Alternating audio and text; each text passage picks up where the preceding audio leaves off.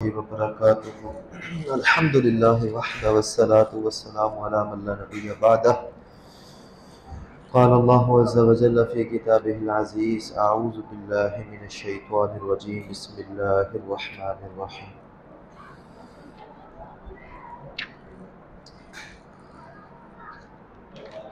सताईसवां पारा है।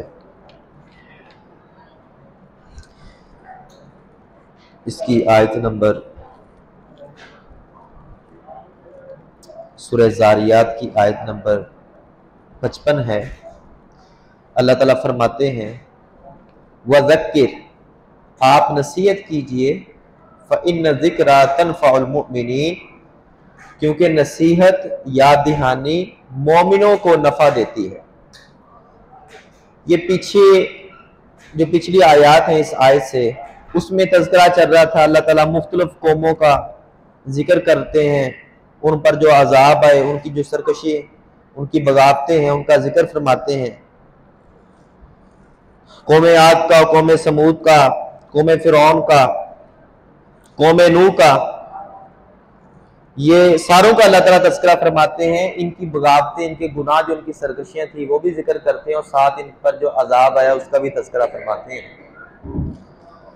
और आगे जाकर नबी अलैहिस्सलातु वस्सलाम को अल्लाह ताला फरमाते हैं, हुक्म देते हैं वज़क्किर, आप नसीहत कीजिए, फ़इन्न ज़िक्रा तनफ़उल मुमिनीन, क्योंकि नसीहत मोमिनों को फायदा देती है, नफा देती है। यानी नबी अलैहिस्सलातु वस्सलाम को तो नहीं ना मालूम कि अब किसने ईमान लाना है, या कौन दिल में वो सरकश है, या कौन है वो जो बाद में ईमान ले आए। लेकिन नबी अलैहिस्सलातु वस्सलाम को ये हुक्म जरूर है कि आप नसीहत करते रहें, क्या पता किसका दिल जो है ईमान की तरफ पलट आए और वो मोमिन बन जाए। जो मोमिन बन सकता है, जिनके दिल ईमान की तरफ माइल है, या जो मोमिन है ऑलरेडी, इन सभी को नसीहत जो है कुरान पाक की आयत के साथ वो फायदा देगी। ये पक्की बात है। और नसीहत क्या करनी है उसका भी आगे अल्लाह ताला ने जिक्र फरमा दिया, वमा खलक़तुल जिन्ना वल इंसा इल्ला लियअबुदून। आप इन मोमिनीन को नसीहत कीजिए इस बात की कि मैंने जिन्नों और इंसानों को फकत इसलिए पैदा किया है ताकि वो मेरी इबादत करें। यह कुरान पाक की एक ही वाहिद ही आयत है जो सरीह सराहत के साथ, वजाहत के साथ, बड़ी फसाद के साथ इंसानियत की तख्लीक का मकसद बयान करती है। मकसद क्या है? हमने अल्लाह ताला की इबादत करनी है। इबादत तो हम अपने मानों में ले लेते हैं कि इबादत का मतलब है नमाज, रोजा, हज, ज़कात, या जो भी अरकान हम बजा लाते हैं। दरअसल अरबी जुबान में लफ्ज अब्द का माना होता है गुलाम। हम इंसान है ना, हम गुलाम है अल्लाह ताला के। अल्लाह ताला हमारे मालिक हैं, वो हर चीज पर कादिर, हमारे दाता हैं। तो जो हमारा शरफ है इंसानियत का, वो इंसानियत में अंबिया के नाम भी हो सकते हैं, औलिया के नाम भी हो सकते हैं, सिहाबा भी हो सकते हैं, और आम इंसान भी हो सकते हैं। हम सब का शर्फ इस बात में है कि हम एक अच्छे आबिद बनकर रहें, हम एक अच्छे गुलाम बनकर रहें, इसमें ही हमारा शर्फ है। और अल्लाह ताला हमारे मालिक हैं, वो हमसे खुश होंगे। अब जो लोग बाज अंबिया को, बाज औलिया को इस उबूदियत, अबद, जो कि हमारी नेचर, हमारी फितरत है, जो अल्लाह ताला ने बयान की है, इससे निकालने की कोशिश करते हैं, दरअसल दर हकीकत वो अंबिया किराम की, औलिया किराम की गुस्ताखी करते हैं। वो कैसे? अब एक गुलाम है ना आपका, आप उसके मालिक हैं, आप उससे चाहेंगे, आपकी ख्वाहिश होगी कि ये मेरी बात माने, मेरी हर बात को माने, मेरी इज्जत करे, मेरी किसी बात की नाफरमानी ना करे। लेकिन अगर कोई उसे ये कहे कि भाई तुम तो इंसान हो, ये भी इंसान है, तुम इसके गुलाम कैसे हो सकते हो, उसके दिल में सरकशी आ जाए, तो अब ये मालिक उसको पसंद करेगा? वो गुलाम जितना अपने आप को गुलाम समझेगा, जितना बेहतर गुलाम वो गुलामी करेगा, उस मालिक को उतना ही उसे ज्यादा प्यार होगा। ये हकीकत है ना। इसी तरह अल्लाह ताला के सारे जो बंदे हैं वो सारे अल्लाह ताला के इबाद हैं। और अल्लाह ताला कुरान में आप देखें ना, जब किसी बंदे पर प्यार करते हैं उसके लिए इनाम का ऐलान करते हैं, तो उसके लिए लफ्ज़ इस्तेमाल करते हैं इबाद, अब्द, अब्दी, मेरा बंदा। तो यानी अल्लाह ताला को इस लफ्ज़ बयान करने में कि ये मेरा बंदा है, इसमें अल्लाह ताला अपनी मोहब्बत का इजहार करते हैं। इसलिए नबी अलैहिस्सलाम ने फरमाया था, सहाबा ला तुतरूनी कमा अतरत नसारा ईसा इब्न मरियम, ऐसे सहाबा मुझे बढ़ा चढ़ा ना देना, मेरी शान में गुलूब ना करना, जिस तरह के ईसाइयों ने ईसा अलैहिस्सलाम की जात में गुलूब कर दिया, तो उनको वो अल्लाह ताला बना दिया, गॉड बना दिया, उनको उनकी माँ को गॉड बना दिया, कीदा तसरीस के मतलब।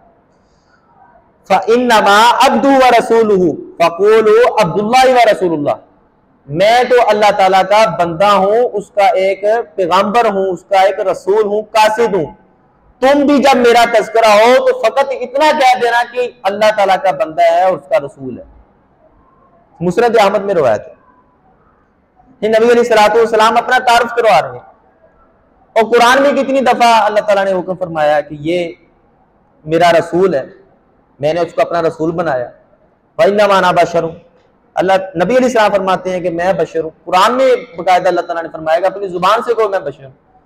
तो जो लोग अंबिया की राम हो या औलिया की राम हो, उनको इंसानियत के लेवल से ऊपर उठाने की कोशिश करते हैं और ये समझते हैं कि हम इसमें इनकी तारीफ कर रहे हैं, इनकी हमद बयान कर रहे हैं, और उनको इबाद के अबद के लेवल से ऊपर उठाते हैं। दर हकीकत वो उनकी गुस्ताखी कर रहे हैं, क्योंकि अल्लाह ताला को अपने बंदों से प्यार है।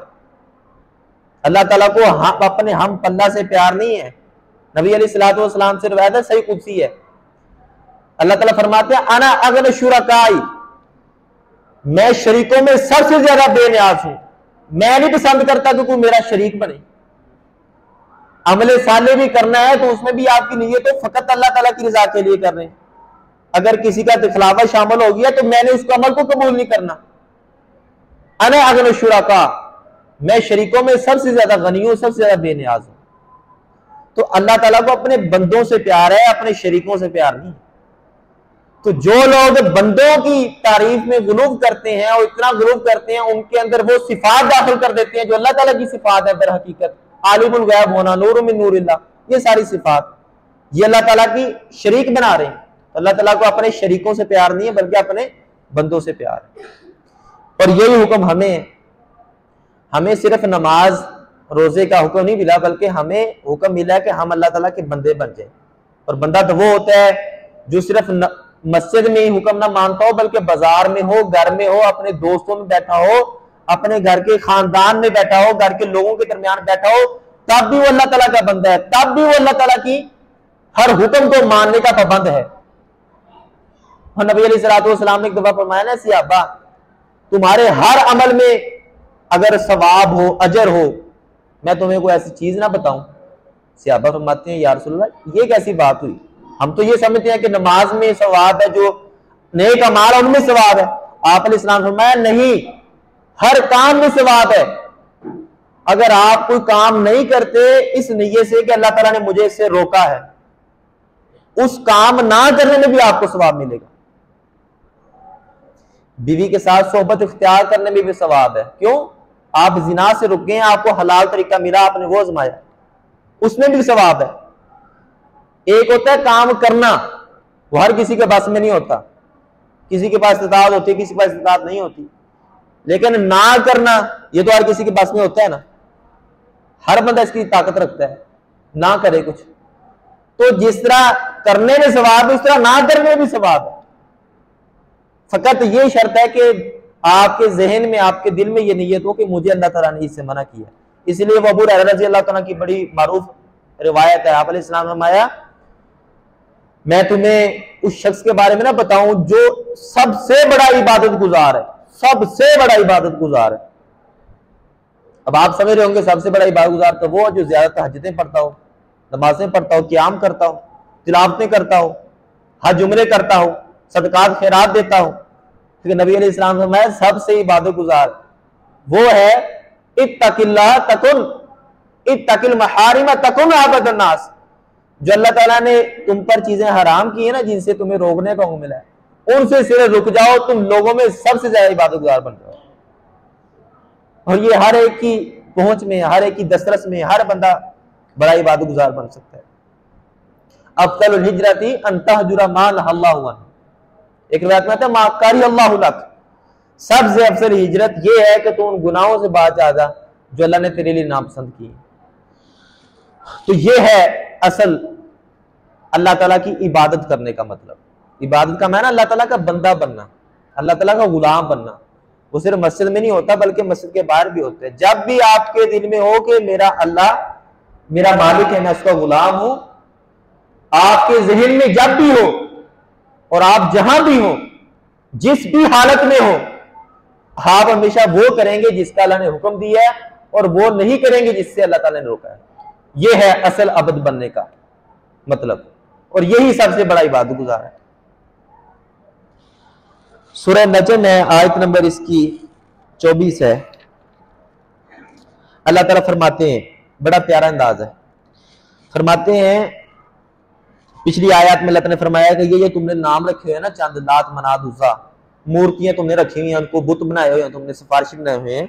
इन हिया इल्ला अस्माउन सम्मय्तमुहा अंतुम, ये तो सिर्फ चंद नाम है जिनके तुमने नाम रख दिए हैं, दर हकीकत इनकी कोई हैसियत नहीं है अल्लाह ताला के मुकाबले में। अंतुम व आबाउकुम, तुमने तुम्हारे बापों ने इनके नाम रख लिए। मा अंज़लल्लाहु बिहा मिन सुल्तान, अल्लाह ने इनके बारे में कोई दलील नाज़िल ही नहीं की। यत्तबिऊना इल्ला ज़न्न, ये तो सिर्फ जन वहम गुमान की इत्तिबा कर रहे हैं। वमा तहवल अनफुस, और जो इनके दिल चाहते हैं सिर्फ उसकी इत्तिबा करते हैं।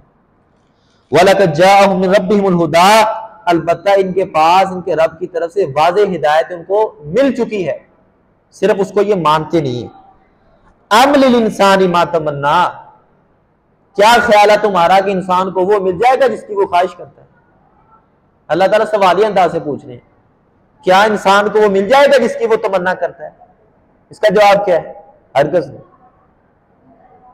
तो इंसान को हमेशा वो नहीं मिल सकता जिसकी वो तमन्ना करता है। मुशरिकीन ने तमन्ना की हुई थी, जिस तरह हमारी दुनिया में हम बड़े अच्छे हैं, बड़ी अच्छी हालत में हैं, वो समझते थे कि ये लात मनात उज़्ज़ा की बरकत से हमें कुछ सब कुछ मिल रहा है। मक्का के पास हमारे पास जो माल आता है, समरात आते हैं, दुनिया के बड़े बड़े काफिले आते हैं तिजारत के, ये लात मनात उज़्ज़ा की वजह से आते हैं। और आखिरत में भी हमें इन लात मनात उज़्ज़ा की सिफारिश की वजह से जन्नत मिल जाएगी, उनका ये अकीदा था। अल्लाह ताला फरमाते हैं कि इंसान को वही मिलेगा जिसकी वो तमन्ना करता है, हरगिज़ नहीं। बहरहाल ये तो उनके अकीदे को मेंशन किया है, दर हकीकत हमारी भी कुछ हालत इस तरह की है। आप देख लें, जिस इंसान के पास माल है वो चाहता है कि मेरा माल मजीद हो जाए। सही बुखारी में रवायत ने फरमाया, इब्ने आदम चाहता है अगर उसके पास 2 वादियां सोने की भी हो, 2 वादियां सोने की, लतामी या सालिस, उसका फिर भी दिल नहीं भरेगा, वो तीसरी की तमा करेगा। इंसान का दिल है, आप अपनी ख्वाहिशात को नहीं कंट्रोल कर सकते। ये जो लोग नशई होते हैं, ड्रग एडिक्शन होती है, इनको आदी होते हैं, इनके पीछे क्या चीज होती है? वो छोटे से नशे से जाते हैं और वो करते जाते हैं, नशा करते जाते हैं, फिर आखिर उनके पास कोई ऐसी सूरत नहीं होती जो उनके नशे को, उनकी ख्वाहिश को पूरी करे, वो सुसाइड कर लेते हैं, खुदकुशी कर लेते हैं। ये क्या है? उनका डोपामिन हाई हो रहा है, उनकी ख्वाहिशात बढ़ रही हैं। तो ख्वाहिशात रुक नहीं सकती किसी भी इंसान की, और जो इंसान अपनी ख्वाहिशात को रोक लेता है ना, असल में अमीर गनी ये है। नबी अलैहिस्सलाम ने फरमाया, से बुखारी में रवायत है कि इन्नल गिना लैसत अन कसरतिल अर्ज़, गिना मालदारी तवंगुरी ये नहीं कि आपके पास माल पैसा ज्यादा है, वह इन्नल गिना गिनल नफ्स, असल मालदारी तो ये है कि आप दिल से गनी हो जाए। जो बंदे के पास तो वैसे तो वो अपने आप को आजाद समझता है, बड़ा मालिक समझता है, उसके पास बड़ा पैसा है, लेकिन उसकी ख्वाहिशात इतनी ज्यादा है कि अपनी ख्वाहिशात को पूरी नहीं कर सकता। हमेशा वो दिल का जो है लालची है, हमेशा दिल में उसके जो है वो गरीब है, उसका दिल वो चाहता है मेरे पास कुछ नहीं है, मजीद होना चाहिए। ये बंदा दर हकीकत में गरीब है। एक अरबी शेर है, बड़ा प्यारा शेर है। शायर कहते हैं, कुन कानिया तकुन मालिका, आप कनात करने वाले बन जाएं। कनात का माना होता है जो मिल गया उस पर गुजारा, सब्र। आप ये कनात करना सीख जाएं, आप दुनिया के सबसे बड़े मालिक बन जाएंगे। क्या होता है कनात में? कि आपको जो मिल गया है उस पर अल्लाह का शुक्र है, जो नहीं मिला उस पर सब्र।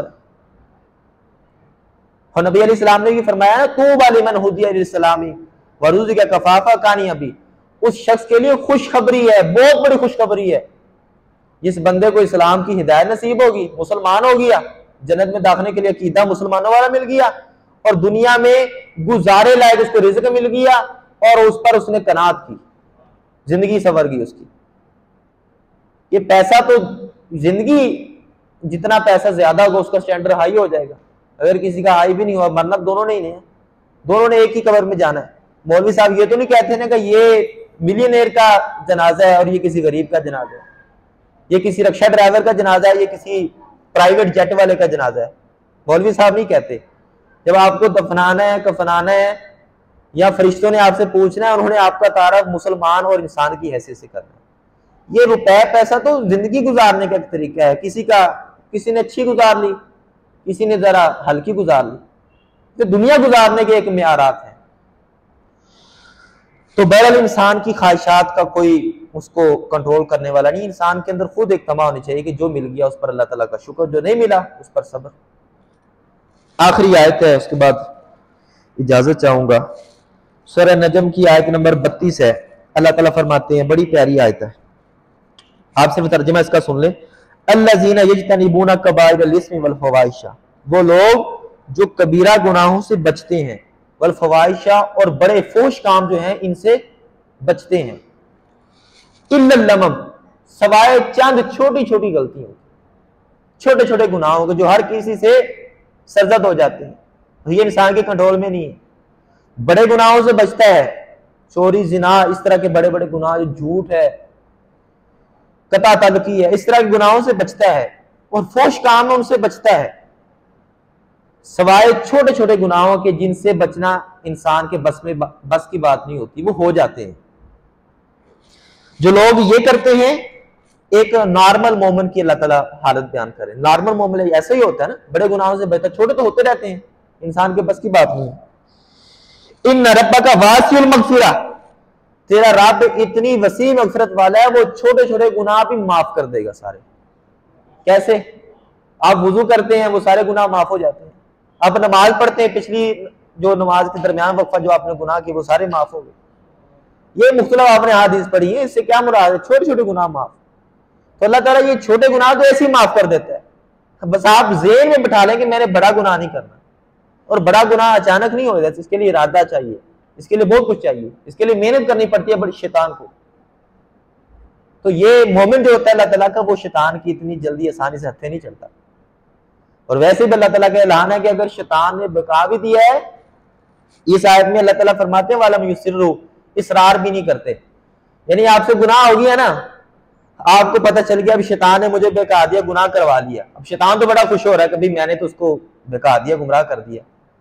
अब ये बंदे पर डिपेंड करता है, वो शैतान को शिकस्त देता है या अपनी शिकस्त कबूल करता है। इसके लिए दो चीजें हैं, एक तो ये है कि वो मायूस हो जाए, या उसके दिल में तकब्बुर आ जाए, या वो फ्री हो जाए कि अब गुनाह हो तो गए हैं, अब ठीक है होते रहे, अब ऐसी ही चलती रही जिंदगी। शैतान की ये विक्ट्री है, ये उसकी फतह है। लेकिन अगर कोई मोमन बंदा है, वो कहते हैं चलो कोई मसला नहीं, अगर शैतान ने बहका भी दिया, उसके पास पावर अल्लाह ने दी है उसको मोहलत। अब अल्लाह ने मेरे लिए ये भी तो ऐलान किया है ना, जब शैतान ने कहा था मैं सारी जिंदगी तेरे बंदों को बहकाता रहूंगा, अल्लाह ने फरमाया कि ठीक है तू बहका, अब मैं भी उनके लिए एक रुखसत देता हूं, ये जब भी मुझसे गुनाह हो कि तौबा करेंगे तो मैं सारे गुनाह माफ कर दूंगा। अब अगर मोहम्मद बंदा गुनाह के बाद ना, अगर वो ये ठान लेता है कि मैंने अल्लाह ताला से माफी मांग लेनी, और नबी अलैहिस्सलाम ने फरमाया, इसी बुखारी की रवायत है कि मन इस्तगफरा मा असर्रा, जो बंदा एक दफा तौबा कर लेता है ना, वो बंदा मुसिर नहीं है। वलौ आदत फिल यौम 70 मर्रा, अगरचे एक ही गुनाह वो एक दिन में 70 मरतबा करे, 70 मरतबा गुनाह का काम करे, 70 दफा तौबा करे, अल्लाह ताला फरमाते हैं ये मेरे नजदीक ताइब है, मैं इसको बख्शूंगा। तो कोई भी बंदा इतना तो नहीं होता कि वो 70 दफा गुनाह करे, तो अल्लाह ताला ने मिसाल दी है। तो बहरहाल ये हर बंदा गुनाहगार होता है, ठीक है।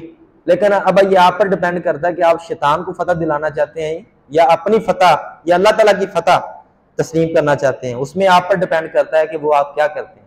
अगर तो आप शैतान के बहकाने के बाद आप सरेंडर कर देंगे, फिर शैतान फाते है। अगर आप फौरन तौबा करेंगे तो शैतान बेचारा जो है ना, वो अपनी शिकस्त पर इतना गमखार और गुस्से वाला होगा कि वो अपने जो है सर के बाल वो अपने नोचेगा। ये हालत बयान की है शैतान की। वो कहते हैं मैंने इतनी मेहनत करके गुनाह करवाया, 1 मिनट लगा इसने तौबा की, अल्लाह ने सारे गुनाह माफ कर दिए, तो मेरी मेहनत कहां गई? तो ये अब आपके जिम्मे पर है कि आपने शैतान की फतह आपने वो क्लेम करनी है या अपनी फतह को अपने मनवाना है। अल्लाह ताला से दुआ है हमें अमल करने की तौफीक अता फरमाए।